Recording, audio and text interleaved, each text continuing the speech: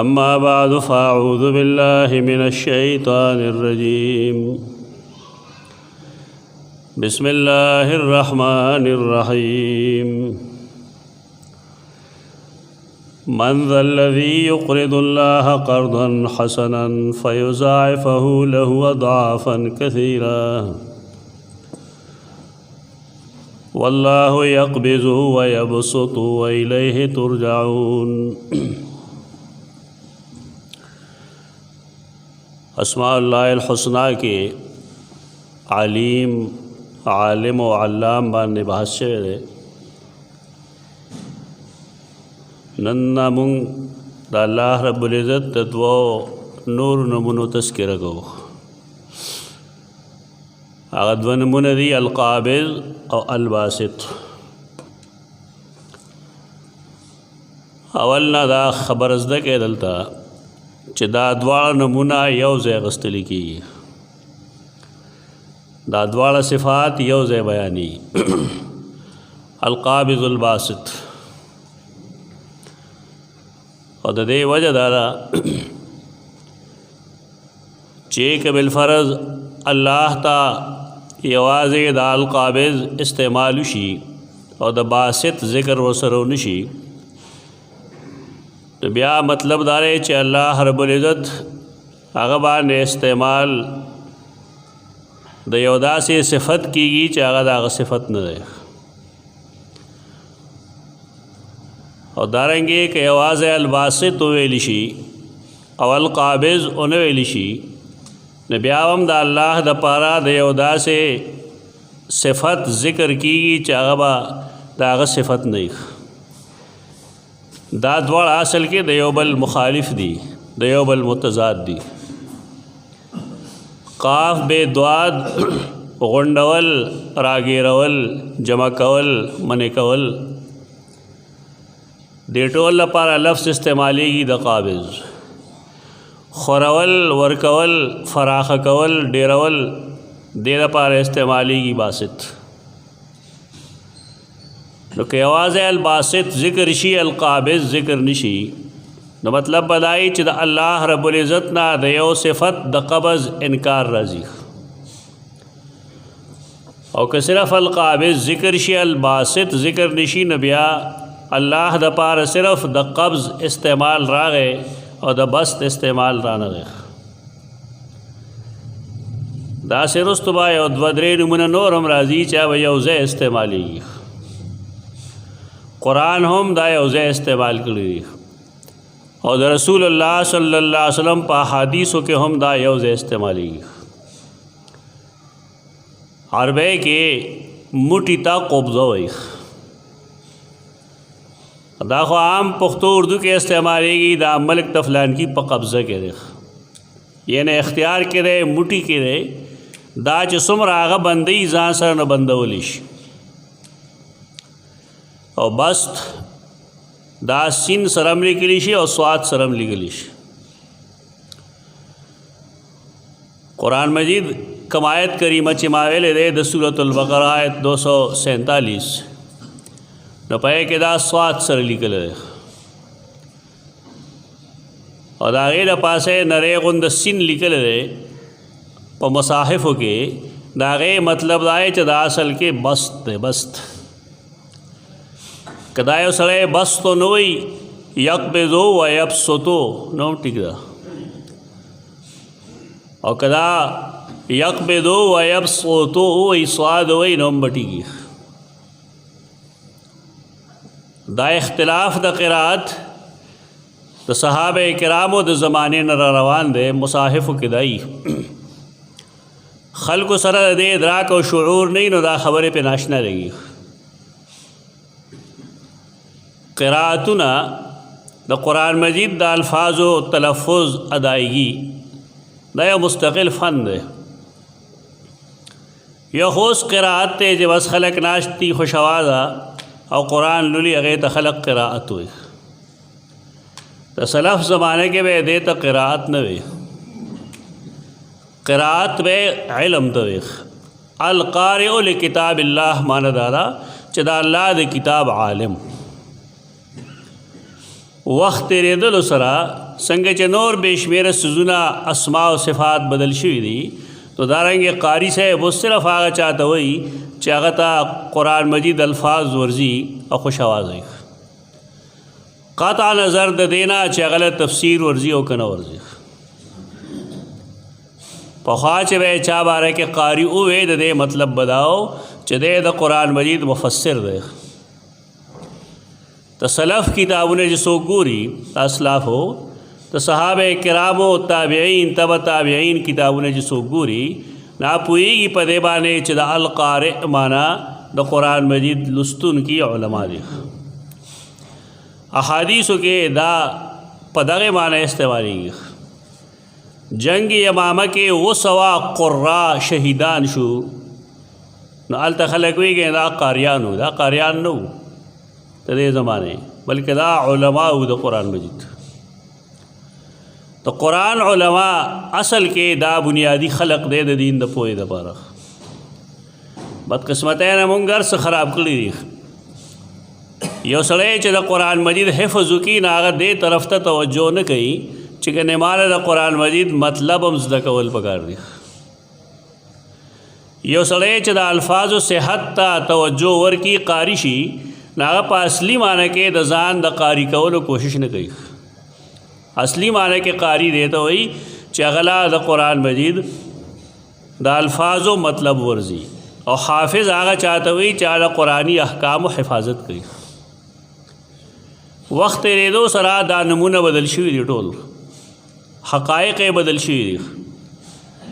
متقدمینو کتابونه چې سړی ګوري نو هلته کې دا په دې معنی استعمالیږي.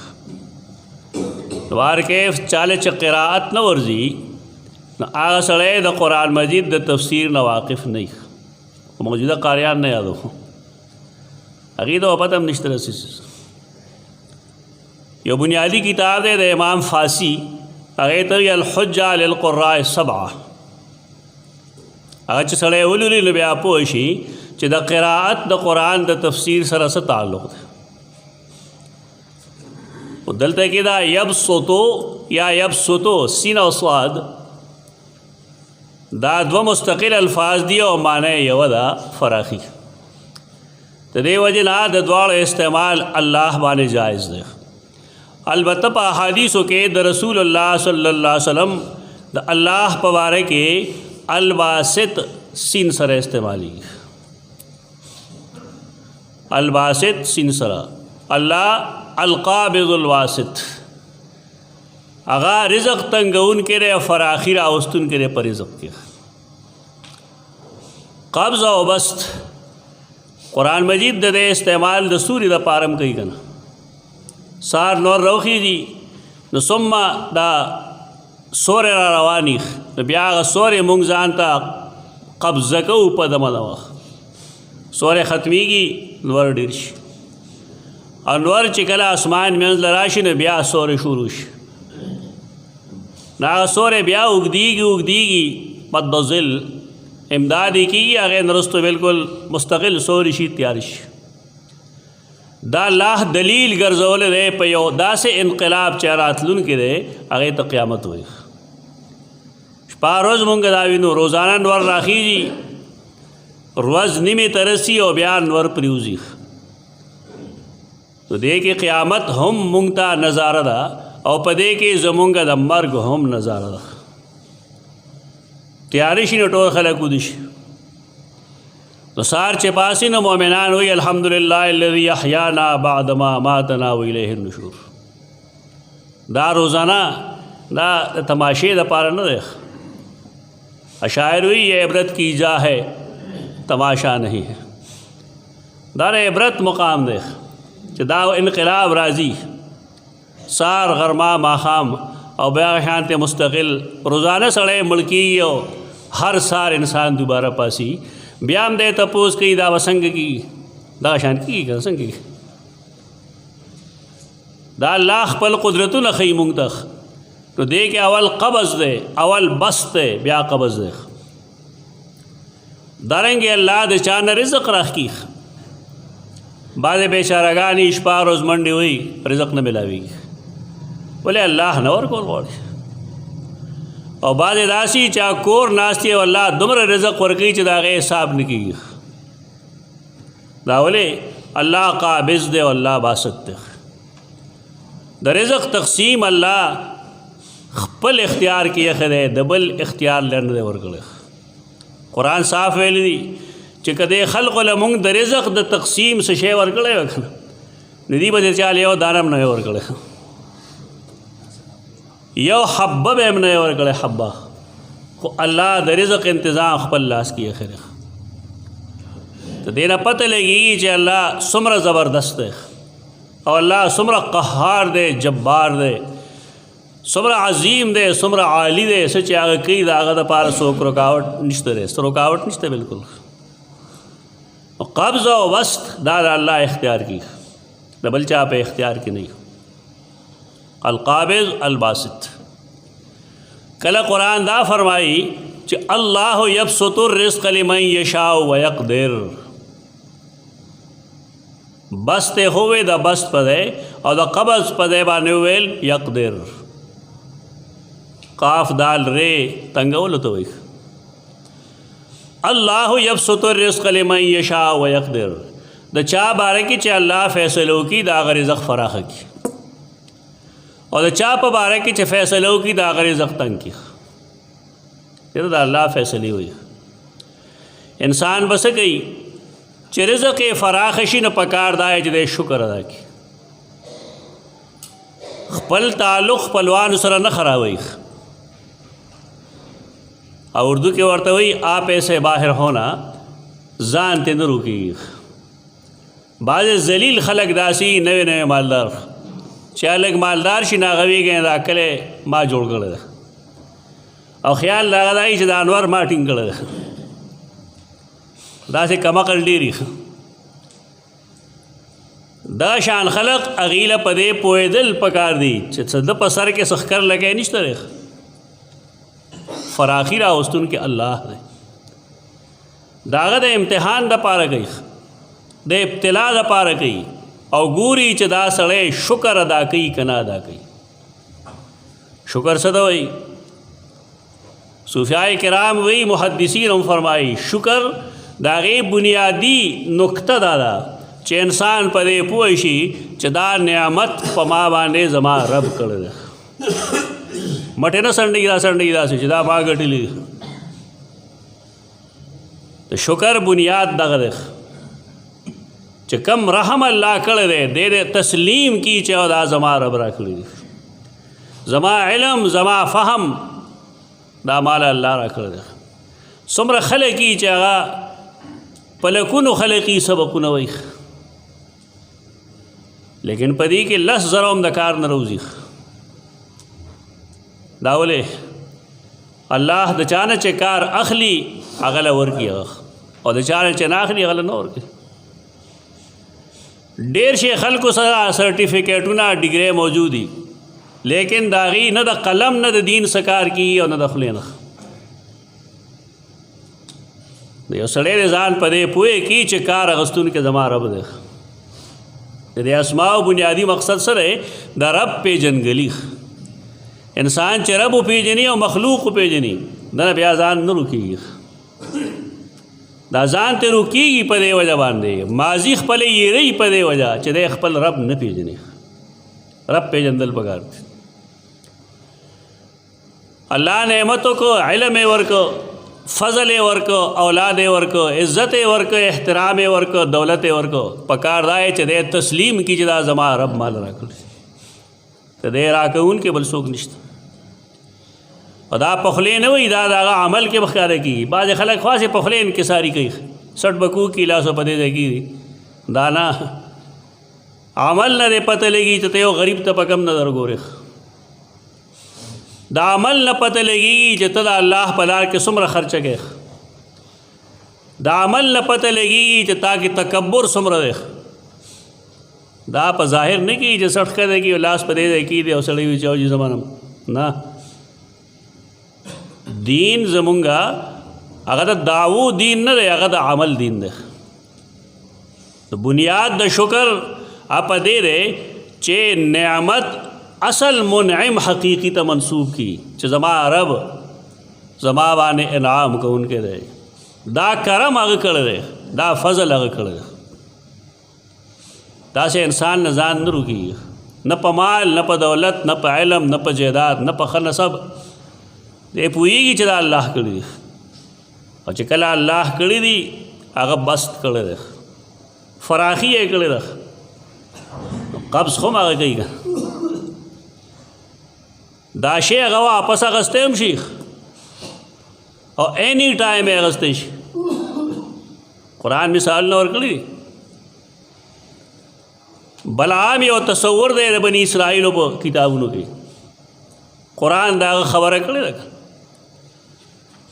چې کله هغه ته وویلی شو الله نه ویرېږه، نبي باندې ایمان راوړه، هغه زما علم مال کافي دی، زه نبي ته نه یم محتاج. قرآن چې د هغه مثال ورکوي نو وایي فمثله کمثل الکلب ان تحمل علیه یلهث او تترکه یلهث. دا د شکر جذبه چې نه وي، نعمت د خپل رب د طرف نه تسلیموي. نو ته مثال سپي شي داسې غپېږي، که ته ورته سوی نو مې جبر وښکلې دا که سنی نو مې جبر وښکلې. شکر دغه جذبه ده چې انسان په دې پوه شي چې زما نعمت زما رب مال را کړی، او هغې سره ما ویل دا دواړه صفات ولې یو ځای ویلې کېږي؟ په دې وجه چې انسان ته هغه ډارک سایډ هم معلومي چې هغه رب دا مانا اخیستی هم شي، هغه رب دا خپل فضل واپس کولی شي. او د شکر دویم شرط سره هغه دا دی چې کم نعمت پتا الله کړی دی هغه نعمت د الله د قانون مطابق ته خرچ کړي، د هغه د رضا مطابق یې خرچ کړي. دې دواړو صفتونو کې مسلمانان دې نه اړو خبر نه دي. دا دوه بنیادي شرطونه نه پېژني. دې ته صرف درېیم شرط یادېږي چې په خوله الحمدلله ووایه. هغه وروستو څیز ده. بنیادي دا دوه دي چې نعمت د الله د طرفه وګڼل شي، احسان د الله د طرف نه وګڼل شي، او دویم دا څنګه چې الله وایي نو هغه شانتې ته خرچ کړي. الله چې څنګه ویلي د علم هغه شانتې خرچ کا، عمل وکړه، شب زنده دار شه، سخي شه، مال الله درکړی سخاوت نه کار واخله. که ته 200 غوټې ورله ورکړې څه ته نه جوړېږي. د هغې وجه دا ده چې مال الله ورکوي او مال الله اخلي. کم سړی چې مال د الله په لار کې نه خرچ کړي، کم ځای خرچ کېږي. او خو یا داسې وشي چې څوک بدماشان راشي ویلي دی، یا هغه مال تباه شي، یا دی مړ شي نو هغه یو داسې لوفر اولاد ته پاتې شي چې هغه 2 ورځې کې ختم کړي. نو چا چې درکړی د هغه په نوم ولې نه لګی؟ دا دوه بنیادی شرطونه دي، نعمت د الله د طرف نه ګڼل او نعمت د الله د رضا مطابق خرچ کول. او دا چې وي نو درېیم بیا صحیح الحمدلله ویلی. الحمدلله دا مطلب دی چې دا نعمت په ما الله کړی دی، زه د هغه شکر ادا کوم. هغه هر ټیم قادر دی چې دا نعمت زمانه واپس واخلي.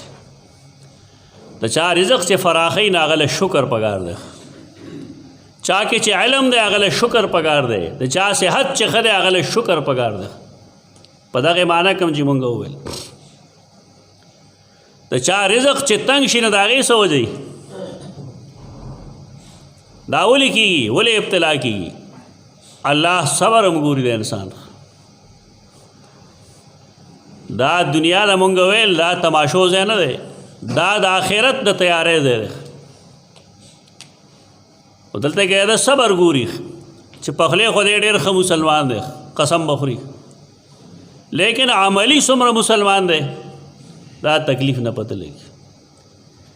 تاسو ټول وکتلی د انسان د دوست پته کم ځای لګي؟ په خاده کې او که نه په مصیبت کې. د انسان د دوست پته لګي په مصیبت کې. یو سړی چې مالداري دا خو هر سړی دوست دی، ولې د خلکو خیال لای چې که دی غوږ وګري که نه یو 10 روپۍ به دی راپرېوځي. انسانیت سره نه تعلق ده، دا تعلق هغه مادي سره دی کوم چې هغه سره دی. زموږ د خلکو دغه کار دی. اردو کې وایي کنه چې لوگ چڑھتے سورج کی پوجا کرتے. یو نور دی چې کله راخیږي نو مشرکان د هغه عبادت کوي، خو چې کله د خطو د ټایم نه جدا شي نه بیا نه کوي عبادت. ولې حاجت یې ورته نشته. پریوتو کې م عبادت نه کوي ورله څه خلق به کوي، لیکن اکثر خلق هندوان هغه ټایم نه کوي. ولې د هغې په نیز هغه رب دی، لیکن چې کله یې په کار نه دی دا عبادت ورته نه کوي. دا زموږ د خلکو حال دی. مالدار پسې به لوټې ګرځي، صلاح څه فایده راوکړي. آیا ستا مصیبت کې پکارېږي، ستا په تکلیف کې پکارېږي که نه هر وخت غلط استعمالی. پکار دا ہے چې انسان خپل سوچ وکړي. نو صبر تکلیف چې راشي په هغې صبر پکاري. صبر مطلب دا دی چې انسان صبر کې هم درې بنیادي څیزونه دي.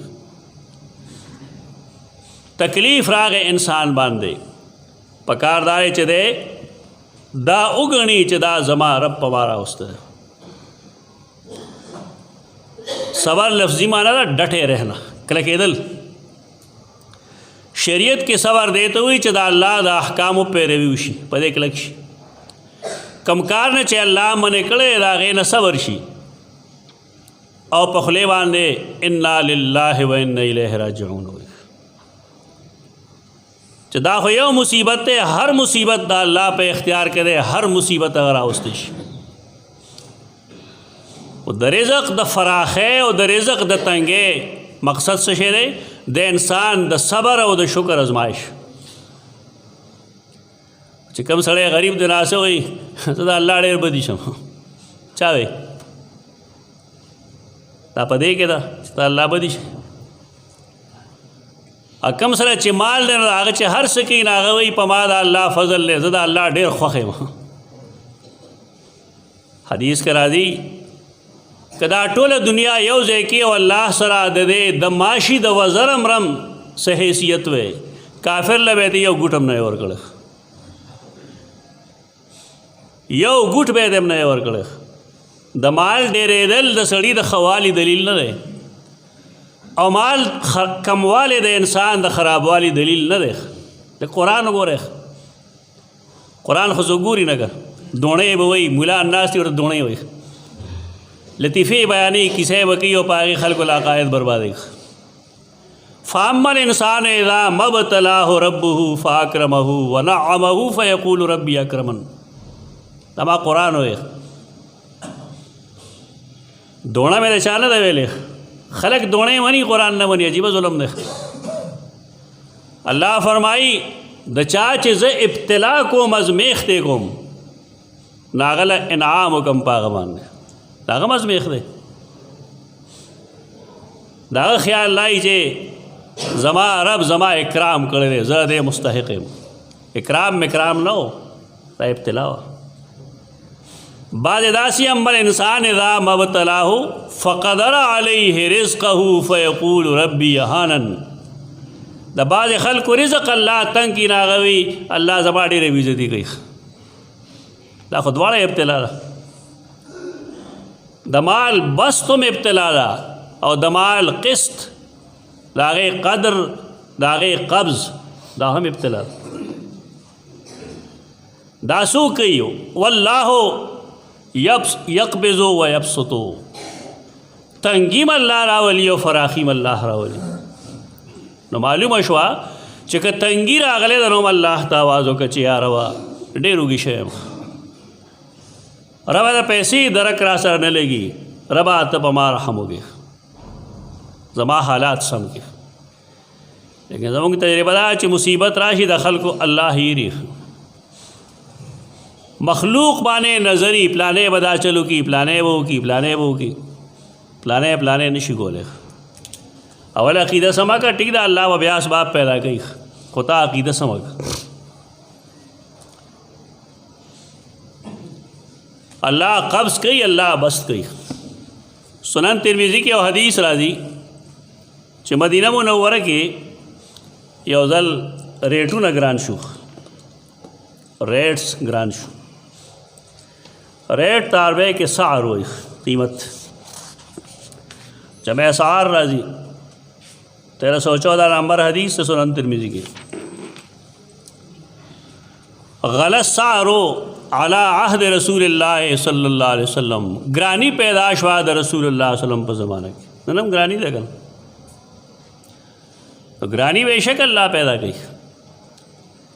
ریٹونا اللہ خی جئی لیکن داغی سو جئی آغا وجہ دے حدیث کی لگل.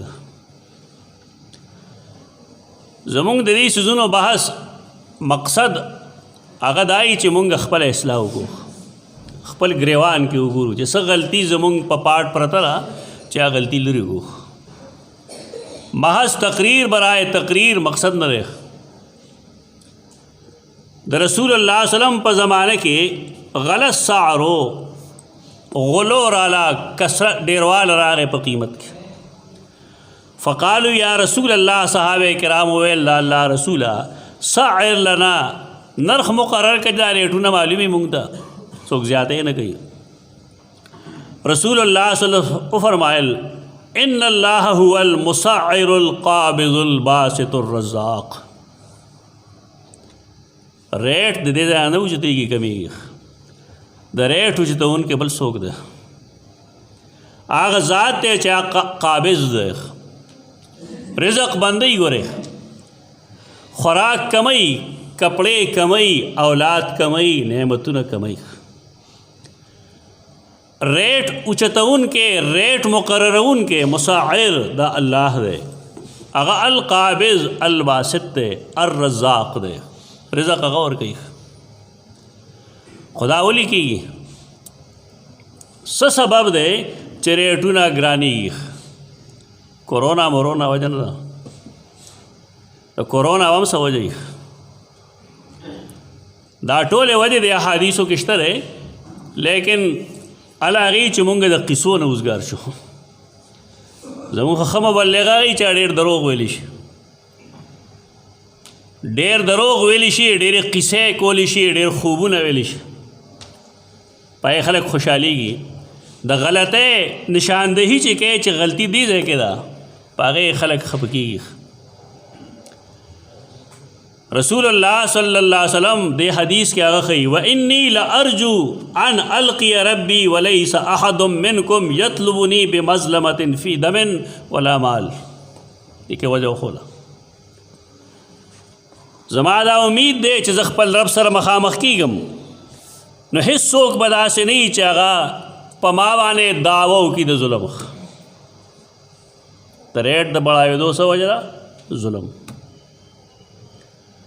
کله ظلم خلق په خپل ځان کوي، کله ظلم په زناورو کوي، او کله ظلم د ځان په کمزورو کوي. بین الاقوامی طور ظلم کم حد ته رسېدلی دی. سو خدا سے مہذب قومونه دي چې ځان له کلی کې په کور کې سپي ساتلی، لیکن د بازار سپي چې وجنې نه وجنې نه ظالمان ژوندي تیلو دور غورځي. چینا کې دا کار به کېده که نه؟ د دې څیزونو وجه خو بل څه نشته دی. یو سړی دی هغه د یو څیز نه ساه وباسي، په کار دا دی چې هغه سملي یا ولالي کړي. د اسلام حکم دغه دی. مونږ چې واړو دي زمیندار به دا بعضې خري اوس پې چې به ټپې شو نه به یې لالولې، مونږ به نه پوهېدو په دې باندې. مونږ دا څوک خوري خو نه چې لالوي. دا اوس چې مونږ دین وی نو پوه شو چې مقصد دا و چې هغه ته راحت ورسي په ساه اوښکلو کې. نو یو سړی چې ښه مهذب ځان ته وایي، ایجوکیټډ دی، سوټډ بوټډ دی، هغه ظالم په دې هم نه پوهېږي چې زه یو پیشو نه فایده اخلم نو څنګه دې واخلم، آیا ژوندی ورته وغورځوم. دا مظالم څومره دي، زناور پرېږده، څومره انسانانو سره دا حرکتونه کوي. یوازې مسلمانان نه، غیر مسلم چې کله تور وي نو خلک هغې سره څه کوي. لکه د امریکې حالات وګورئ، د بار خلک چې راشي یورپ ته آیي ورسره څه کوي. دا ظلمونه د دنیا دا د ظلمونو نه ډکه شوې ده. هغه ظلمونه نه یادو کوم چې زمونږ کورونو کې په زنانو کې پلار په زامنو کوي زامن په پلارانو کوي خاندان په ښځو کې خو ځان له یو دوکړه ده ټوله دنیا د مظالمو نه ډکه ده د دې یو سبب ظلم دی ولیس احد منکم یطلبنی بمظلمة فی دم ولا مال د دې دوه قسمونه دي اوس کله سړی ظلمن د چا مال اخلي ظلم کوي او د هغه مال قبضه کوي دا خو ټول خلک کوي دا پاکستان کې ټول خلک په دې کې مبتلا دي یو دکاندار لړ شي او شی ته واخله ابا 2 نمبر یې پې کې به پیکټ کړي پيو کې به وبګړي کړي پې کې به پاوډر اچولي په مسالو کې څو ورګي اچي عجیب و غریب حرکتونه دي میوه 2 نمبر دی پے 2 نمبر دی خوراک 2 نمبر دی دا مظلمه نه دا ظلم نه دی کنه مسلمان یې کوي نو ظلم نه دی پے چې خرڅي نو پے خرڅي په کار دی چې پے 120 روپے کلو ورکي لیکن خوبو مچولي تا پیسې د اوبو اغستی که رپیو دی اغستی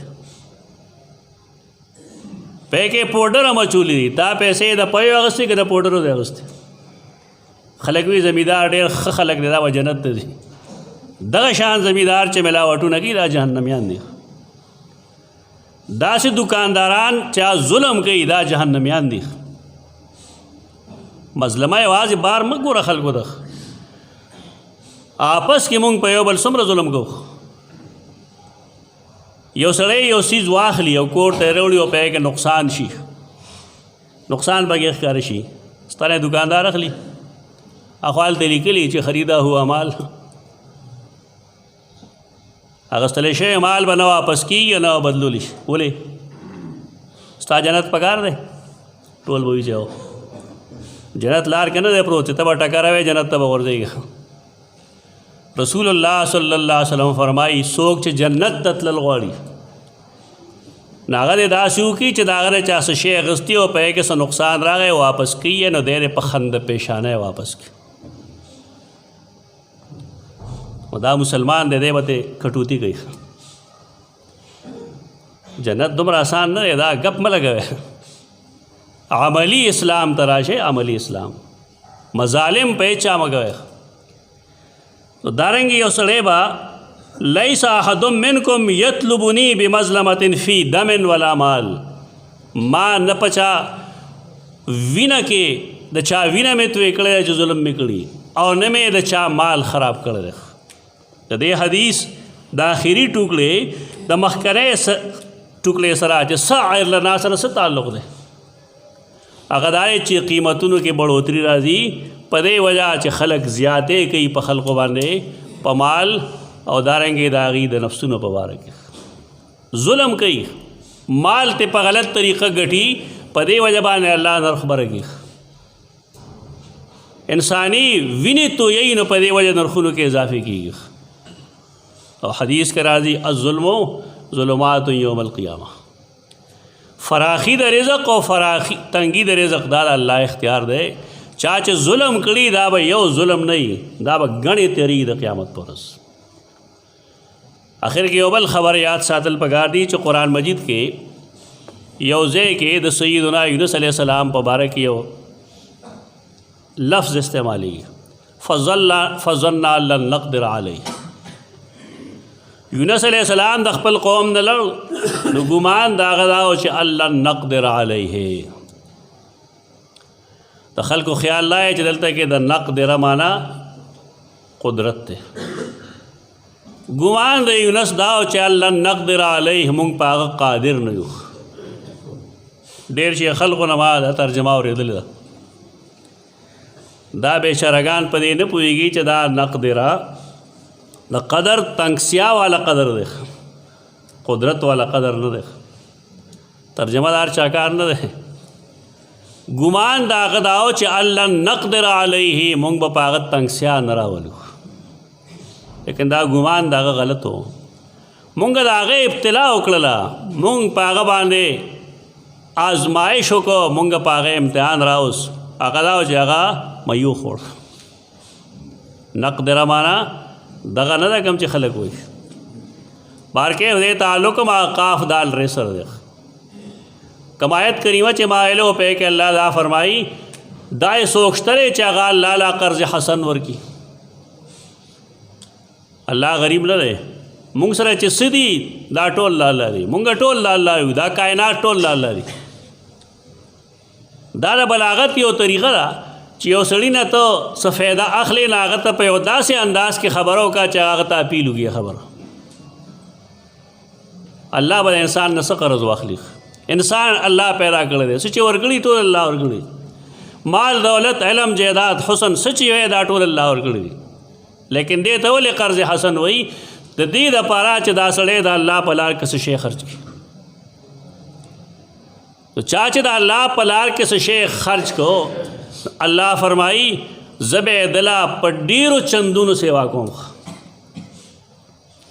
यानी यो चंद बनई यो रुपया खर्च करेगा यो रुपये भाई यो पो सवा अल्लाह बदल उड़ गई यो पो बदल उड़ गई तो ब्याद बाद खल को ख्याल लाई चने जमालदार मदा प्लान के गरीब दे अल्लाह तंबीह और कही वल्लाहु यक़बिज़ु व यबसुतु इलैहि तुरजाऊन ता कब्ज़ व बस्त अल्लाह पे इख्तियार करे कतदा अल्लाह पलार के पैसे वो लगे तो गरीब के ना और कतो न लगे ना मालदार के ना तो दे वहमून नरूज़ दा अवहाम दी गलत अल्लाह और रसूल दागी दरजा कवल कोशिश पकार दे पकार दाए चुमुंगता कम जे के मालूम है दे के पैसे लगोलो ज़रूरत है अलदरे पैसा वो लगो जमंग मिजाज बदल ले अगदारे चिमुंगता बल सोक हुई जल्द के पैसे वो लगाओ कोर के चगूरी खपल कोर के कम शे पकारी ना पखपल रोड़ी पैसों लगोलो ज़रूरत माने पुएगी लेकिन बार न पुएगी दा जहनीत जान ल बदल के रिज़्क़ कम चे अल्लाह दरकड़ रे नो आगा कुरान चे फरमाइली दी मिम्मा रज़क़नाहुम युनफ़िक़ून दागे मुताबिक कारो के दा अल्लाह पला के सन से खर्च करे अक़ूलु क़ौली हाज़ा अस्तग़फ़िरुल्लाह ली व लकुम लिसाइरिल मुस्लिमीन।